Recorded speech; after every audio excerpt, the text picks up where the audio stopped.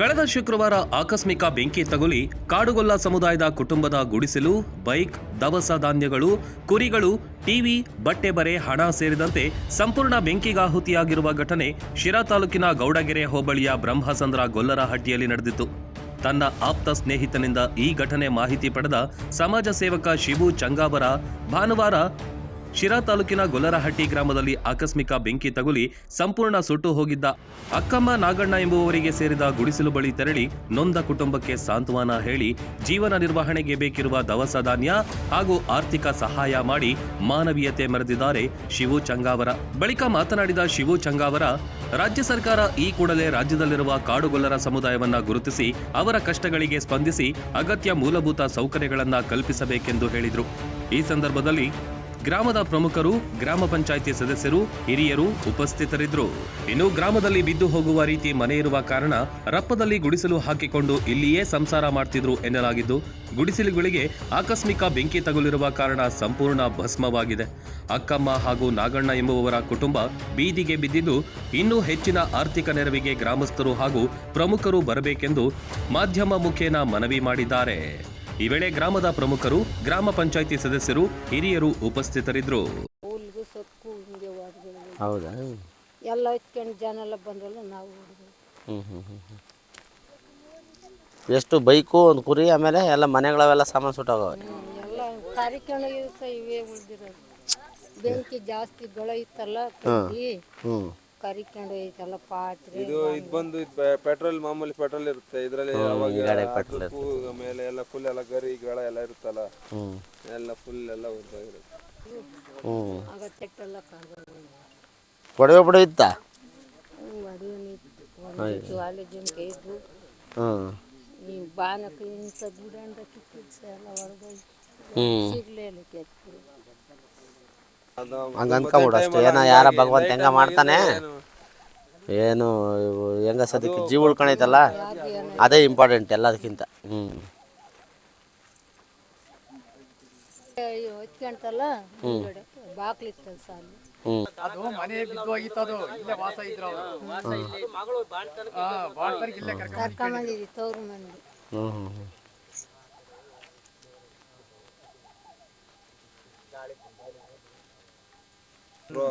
ಪಂಡರ್ಪುರ.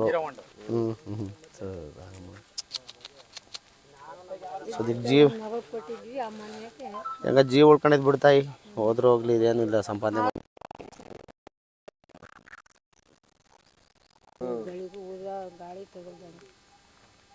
ದಿನ ಎಂದೆಂದು ಬೆಂಕಿ ನೈಟ್ ಆಗಿ ಎಲ್ಲ ಇಲ್ಲೇ ಇರ್ತಿದ್ವಾ. ಎಂದು ಆ ತರ ಹಿಂಸೆ ಅದೊಂದು ಭಯನೇ ಇರ್ಲಿಲ್ಲ ನಮ್ಗೆ. ಏನ್ ಬೆಂಕಿ ಅಂದ್ರೆ ಅಷ್ಟೊಂದು ಹುಷಾರಾಗಿದ್ವಿ ನಾವು. ಬಟ್ ಈ ತರ ಆಗುತ್ತೆ ಅನ್ನೋದೇ ಗೊತ್ತಿರ್ಲಿಲ್ಲ. ಇಲ್ಲ, ನಂಗೆ ದೇವರಾಜ್ ಹೇಳ್ದ, ಫೋನ್ ಮಾಡಿ ಹೇಳ್ದ, ಅವತ್ತು ಹೇಳ್ದ.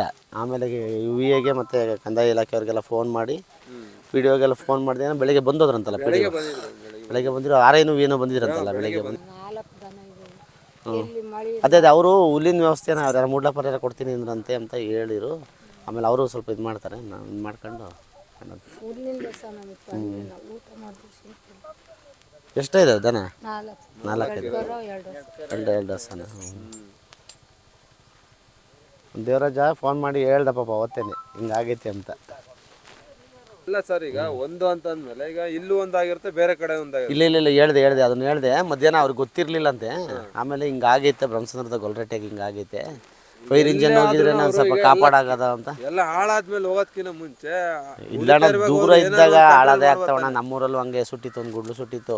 ಅವ್ರು ಬರೋಷ್ಟೊತ್ತಿಗೆ ಎಲ್ಲ ಮುಗಿದೋಗಿತ್ತು. ನಾವೆಲ್ಲ ಟ್ರೈ ಮಾಡಿದ್ವಿ, ಯಾವ್ದು ಎಲ್ಲದೇನೆ ಫೈರ್ ಇಂಜಿನ್ ಇರತ್ತು ಉಳ್ಸಕ್, ಫೈರ್ ಇಂಜಿನ್ ಇರೋದನ್ನೇ ಉಳ್ಸಕ್ ಬರ್ಬೇಕು ಅಂತ ಬರ್ಬೇಕು. ಎಲ್ಲ ಹಾಳಾದ್ಮೇಲೆ ಬಂದು ಇನ್ನೇ ಪ್ರಯೋಜನ ಇಲ್ಲ. ವ್ಯವಸ್ಥೆನೇ ಹಂಗೈತಣ್ಣ. ಯಾರೇ ಸರ್, ಈಗ ಎಲ್ಲ ಹಾಳಾದ್ಮೇಲೆ ಬರೋದ್ಕಿನ್ನ ಅಲ್ಲಿರೋದು ಬೆಸ್ಟ್ ತಾನೆ. ಅಲ್ಲಿಂದ ಇನ್ನೇನಕ್ ಬರ್ಬೇಕು, ನಾವು ಬಂದ್ವಿ ಅಂತ ಏನಕ್ ಬರ್ಬೇಕು? ನಿಜ ಸತ್ಯ. ಉಳಿಯತ್ ಏನೋ ಉಳ್ಸಕ್ ಹೋಗ್ತಾ ಇದೀವಿ ಅಂದ್ರೆ ಬಂದ್ರೆ ಒಪ್ಕೊಂಡು ಉಳಿದ್ ಎಲ್ಲ ಉರ್ದೋದ್ಮೇಲೆ ಬಂದು ಏನು ಪ್ರಯೋಜನ? ಸರ್ಕಾರ ಇನ್ನೇನ್ಕಿರೋದು? ಈಗ ಉರ್ದೋದ್ಮೇಲೆ ಬಂದು ಎಲ್ಲ ಕೆಡ್ಸಿದ್ಮೇಲೆ ಬಂದು ನೀರ್ ಹಿಡಿಯೋದಕ್ಕೆ ಅವ್ರ ಇನ್ನೇನಕ್ ಬರ್ಬೇಕು? ಹಳ್ಳಿ ಜನ ಕೆಡಿಸ್ಕೊಂತಾರೆ. ಇಲ್ಲ, ಹೋಗುತ್ತೆ, ಇರೋದಿರುತ್ತೆ. ಉರ್ದೋದ್ಮೇಲೆ ಈ ಮುಕ್ಕಾಲ್ ಭಾಗ ಹೋದಾಗಾದ್ರೂ ಬರ್ಬೇಕಾ? ಎಲ್ಲ ಕೆಡ್ಸಿದ್ಮೇಲೆ ಈ 2 ಶೆಡ್ ಹೋಗಿದೆ, ಅದೊಂದು ಬಣೆ ಉರಿಬೇಕಾದ್ರೆ ಬಂದು ಆಪಣ ಅದು ಹೋಗ್ಲಿ ಬಿಡಿ. ಇನ್ನೇನು ಇವಾಗ ಬಂತ ಅವ್ರು ಕೆಡ್ಸಿದ ಉಳಿತಾ? correct, ನೀವ್ ಹೇಳೋದ್ ನಿಜಾನೇ.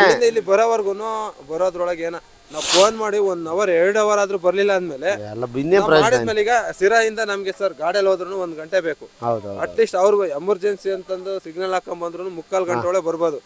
1 ಗಂಟೆ ಒಳಗೂ ಬರ್ಲಿಲ್ಲ ಅಂದ್ರೆ ಹೌದು 2 ಅವರ್ ಬಿಟ್ಟು ಅವ್ರ ಇನ್ನೇನಕ್ಕೆ ಬರ್ಬೇಕು ಇಲ್ಲಿ? ಏನ ಪಾಪ ಅವ್ನು ನಮ್ಮ ದೇವರಾಜ ನನ್ನ ಕ್ಲಾಸ್ಮೇಟ್ ಅವನು ದೇವರಾಜ.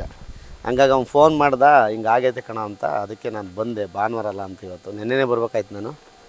ಏನೋ ಒಂದು ಒಳ್ಳೇದಾಗಲಿ ಅಂತ ಮಧ್ಯಾಹ್ನ ಮಾತಾಡ್ಕೊಂಡು ಬಂದಿದ್ದೀನಿ. 1 ಗಂಟೆ ಸಿಕ್ಕಿದ್ರು ಅದು ಫಂಕ್ಷನ್ ಹತ್ರನ, ಆವಾಗ ಮಾತಾಡ್ಕೊಂಡು ಬಂದಿದ್ದೀನಿ.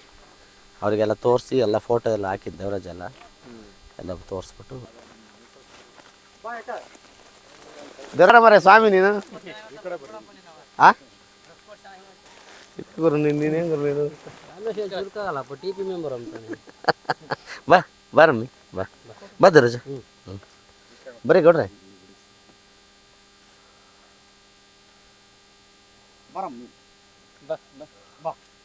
ಹೇಳಿ ಬೆಳಿಗ್ಗೆ ಫೋನ್ ಮಾಡಿದ್ದು ನೀನು ಮಾಡಿದ್ಮೇಲೆ ಮಾಡಿ ಕೆಟಗರಿ ಮಾಡಪ್ಪ. ಬಳಮಡಿ ತಿಮ್ಮ ಬಾ ಅಮ್ಮ ಬಾ.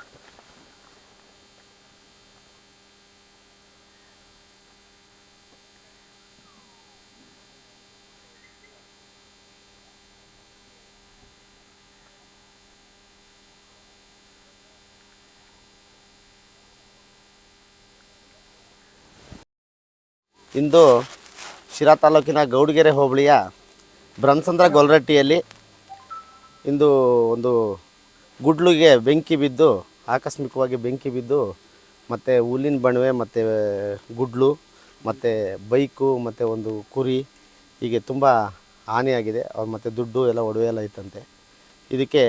ಇದಕ್ಕೆ ಮೂಲ ಏನು ಕಾರಣ ಅಂದರೆ, ಬೆಂಕಿ ಬಿದ್ದಾಗ ಒಂದು ಫೈರ್ ಇಂಜಿನ್ ಬರಬೇಕಾಗಿತ್ತು.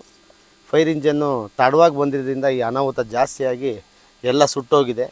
ಈ ಬಡ ಕುಟುಂಬಗಳಿಗೆ ತುಂಬ ನಷ್ಟ ಆಗಿದೆ. ಈ ಅಕ್ಕಮ್ಮ ಅನ್ನೋ ಒಂದು ಕುಟುಂಬಕ್ಕೆ ಭಾಳ ನಷ್ಟ ಆಗಿದೆ. ಅದು ಇನ್ ಟೈಮಿಗೆ ಫೈರ್ ಇಂಜನ್ ಬಂದಿದ್ದರೆ ತುಂಬ ಒಳ್ಳೆಯದಾಗಿತ್ತು. ಸರ್ಕಾರಗಳು ಇದ್ರ ಕಡೆ ಗಮನ ಹರಿಸಿ ಈ ತಾಲ್ಲೂಕಿನಲ್ಲಿ ಒಂದೇ ಫೈರ್ ಇಂಜಿನ್ ಇರೋದು ಅಂಥೇಳಿ ಅವರು ಅಧಿಕಾರಿಗಳು ಇವರಿಗೆ ಹೇಳಿದ್ದಾರೆ. ಬಟ್ ತಡವಾಗಿ ಬಂದಿದ್ದಾರೆ, ಹಂಗಾಗಿ ಎಲ್ಲ ಅಷ್ಟೊತ್ತಿಗೆ ಸುಟ್ಟೋಗಿದೆ. ಈ ವಿಚಾರವಾಗಿ ಮಧ್ಯಾಹ್ನ 1 ಗಂಟೆಗೆ ನಮ್ಮ ಜನಪ್ರಿಯ ಶಾಸಕರಾದ ಜಯಚಂದ್ರ ಸಾಹೇಬ್ರವ್ರಿಗೂ ಗಮನಕ್ಕೆ ತಂದೆ. ಅವರು ಇನ್ನೊಂದು ಫೈರ್ ಇಂಜಿನ್ಗೆ ಮಾತಾಡ್ತೀನಿ, ಹಿಂಗೆ ಅನಾಹುತ ಆಗಬಾರ್ದಾಗಿತ್ತು, ಆಗಿದೆ ಅಂತ ಹೇಳಿ ತಿಳಿಸಿದ್ದಾರೆ. ಅದಕ್ಕೊಂದು ವ್ಯವಸ್ಥೆ ಆಗುತ್ತೆ. ಹಾಗೆ ಗೊಲ್ರಟ್ಟಿಗಳನ್ನ ಕಂದಾಯ ಗ್ರಾಮ ಮಾಡಬೇಕು ಅನ್ನೋದೊಂದು ಕಾನ್ಸೆಪ್ಟ್ ಇದೆ. ಇದು ಗೌರ್ಮೆಂಟ್ ಜಾಗ. ಇವ್ರ ಹೆಸರಿಗೆ ಖಾತೆ ಮಾಡಿ ಇವ್ರಿಗೊಂದು ಸೂರು ಕಲ್ಪಿಸುವ ಒಂದು ಅವಕಾಶನ ನಮ್ಮ ಸರ್ಕಾರಗಳು ಮಾಡಿಕೊಡ್ಬೇಕಲ್ಲ. ಸರ್ಕಾರದಲ್ಲಿ ಮನವಿ ಮಾಡ್ತೀನಿ. ಇಂಥ ಕುಟುಂಬಗಳು ಆಕಸ್ಮಿಕವಾಗಿ ಬೆಂಕಿ ಬಿದ್ದು ಸದ್ಯಕ್ಕೇನು ಪ್ರಾಣ ನಷ್ಟ ಏನೂ ಆಗಿಲ್ಲ. ಏಕೆಂದರೆ ಅದೊಂದು ಪುಣ್ಯ.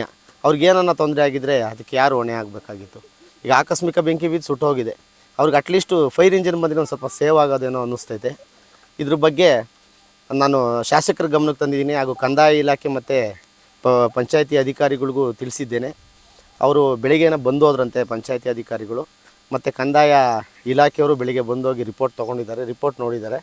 ಈಗ ಇದು ಮೊನ್ನೆ ಶಾಸಕರ ಗಮನಕ್ಕೆ ಮತ್ತು ತಹಸೀಲ್ದಾರ್ ಗಮನಕ್ಕೂ ನೆನ್ನೆನೇ ಎಲ್ಲನ ನಮ್ಮ ಸ್ನೇಹಿತರಾದ ದೇವರಾಜ್ ಅವರು, ನನ್ನ ಕ್ಲಾಸ್ಮೇಟ್ ಇವರು ಮಾಹಿತಿ ಕೊಟ್ಟಿದ್ದರು ನನಗೆಲ್ಲನ. ಹಾಗಾಗಿ ಆ ಮಾಹಿತಿ ಆಧರಿಸಿ ಅವ್ರಿಗೆಲ್ಲ ಮಾಹಿತಿ ಕೊಟ್ಟಿದ್ದೀನಿ. ಏನೋ ಅವ್ರಿಗೊಂದು ಕೈಲಾದ ಅವರಿಂದನೂ ಸಹಾಯ ಆಗ್ಬೋದು. ಇವತ್ತು ಈ ಗ್ರಾಮಕ್ಕೆ ಬಂದು ನನ್ನ ಕೈಲಾಗಿ ಸಹಾಯ ಮಾಡಿದ್ದೀನಿ. ಈಗ ಇಂಥ ಕಂದಾಯ ಗ್ರಾಮನ ಒಂದು ಇಂಪ್ರೂವ್ಮೆಂಟ್ ಮಾಡೋಕ್ಕೆ ಸರ್ಕಾರಗಳು ಗುಡಿಸಲು ಮುಕ್ತ ರಾಜ್ಯ ಮಾಡ್ತೀವಿ ಅಂಥೇಳಿ ಎಲ್ಲ ಕಡೆನೂ ಹೇಳ್ತಾರೆ. ಅದು ಇಂಪ್ಲಿಮೆಂಟ್ ಆಗಬೇಕು ಇಂಪಾರ್ಟೆಂಟಾಗಿ. ಇವತ್ತು ನಮ್ಮ ತಾಲೂಕಿನ ಶಾಸಕರು ಏನು ಕಾಡುಗೊಲ್ಲ ಸಮಾಜಕ್ಕೆ ತುಂಬಾ ಶ್ರಮವಹಿಸಿ ಕೆಲಸ ಮಾಡ್ತಾರೆ. ಯಾಕಂದರೆ ಇವತ್ತು ಕಾಡುಗೊಲ್ಲ ನಿಗಮ ಇರಲಿಲ್ಲ, ಅದನ್ನು ಅಧಿಕೃತವಾಗಿ ಮೊನ್ನೆ ರಿಜಿಸ್ಟ್ರು ಮಾಡಿಸಿ, ಡೆಲ್ಲಿ ಲೆವೆಲಲ್ಲಿ ರಿಜಿಸ್ಟ್ರು ಮಾಡಿಸಿ ಅದನ್ನೆಲ್ಲ ಇದನ್ನು ಮಾಡಿದ್ದಾರೆ. ಆಮೇಲೆ ಎಷ್ಟಿಗೆ ಪ್ರಪೋಸಲ್ ಮಾಡಿದ್ದು ನಮ್ಮ ಜಯಚಂದ್ರ ಸಾಹೇಬ್ರೆ. ರಾಜ್ಯದಲ್ಲಿ ಅಲೆಮಾರಿ ಮತ್ತು ಅರೆಮಾಲೆಮಾರಿ ನಮ್ಮ ಜಯಚಂದ್ರ ಸಾಹೇಬ್ರೆ.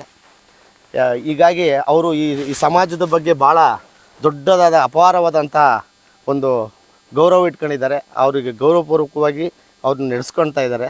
ಅವ್ರಿಗೆಲ್ಲ ಏನು ಈಗ ವದಗಾರ ಮಾಡಿದ್ದಾರೆ, ಎಲ್ಲಿ ತಾವರೆಕೆರೆ ಹತ್ರ ವದಗಾರ ಮಾಡಿದ್ದಾರೆ.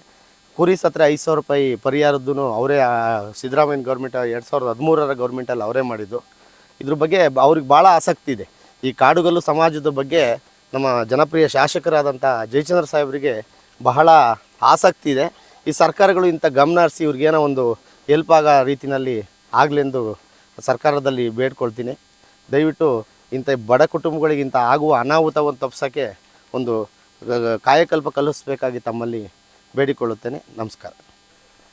ಅದು ಇವ್ರಿಗೆ ಈಗ ಕಂದಾಯ ಗ್ರಾಮ ಮಾಡ್ತೀನಿ ಅಂತೇಳಿ ಗೊಲ್ರಟ್ಟಿಗಳು ಮತ್ತು ಲಂಬಾಣಿ ತಾಂಡಗಳನ್ನ ಮತ್ತು ಗೊಲ್ರಟ್ಟಿಗಳನ್ನ ಒಂದು ಕಂದಾಯ ಗ್ರಾಮವಾಗಿ ಘೋಷಣೆ ಮಾಡ್ತೀವಿ ಅಂತ ಹೇಳ್ಬಿಟ್ಟು ಸರ್ಕಾರಗಳು ತುಂಬ ಹಿಂದಿನ ಸರ್ಕಾರ ಮತ್ತು ಅದರ ಹಿಂದಿನ ಸರ್ಕಾರಗಳು ಈಗಿನ ಸರ್ಕಾರಗಳು ಹೇಳಿದೆ. ಅದು ಪ್ರಾಯೋಗಿಕವಾಗಿ ಇದು ಅಸ್ತಿತ್ವಕ್ಕೆ ಬಂದಿಲ್ಲ. ಅದಾಗಬೇಕು. ಏಕೆಂದರೆ ಇವತ್ತು ನಮ್ಮ ಕಾಡುಗೊಲ್ಲ ಸಮಾಜದವರು ಪಾಪ ಎಲ್ಲಿ ಈಗ ನೋಡಿ ಹಿಂಗೆ ಕಳ್ಳೆ ಮುಳ್ಳೆ ಇಲ್ಲೆಲ್ಲ ಮಾಡ್ಕೊಂಡು ಅವರು ಕುರಿ ಅಲ್ಲೆಲ್ಲ ಕುರಿ ಹಾಕ್ಕೊಂಡಿರ್ತಾಗ ಅಲ್ಲಿ ಆ ಥರ ವ್ಯವಸ್ಥೆ, ಮಕ್ಕಳಿಗೆ ಎಜುಕೇಷನ್ ಇಲ್ಲ. ಆಮೇಲೆ ಇವರು ಸ್ವಲ್ಪ ಈ ನಮ್ಮ ಕಾಡುಗೊಲ್ಲ ಸಮಾಜದವ್ರು ಕಂದಾಚಾರಕ್ಕೂ ಸ್ವಲ್ಪ ತಿಲಾಂಜಲಿ ಆಡಬೇಕಾಗಿ ನಮ್ಮಲ್ಲಿ ಅವರಲ್ಲಿ ಮನವಿ ಮಾಡ್ಕೊಳ್ತೀನಿ ನಾನು. ಏಕೆ ಆ ಕಂದಾಚಾರದಿಂದನೂ ಇಂಥ ಘಟನೆಗಳು ಜಾಸ್ತಿ ಆಗ್ತವೆ.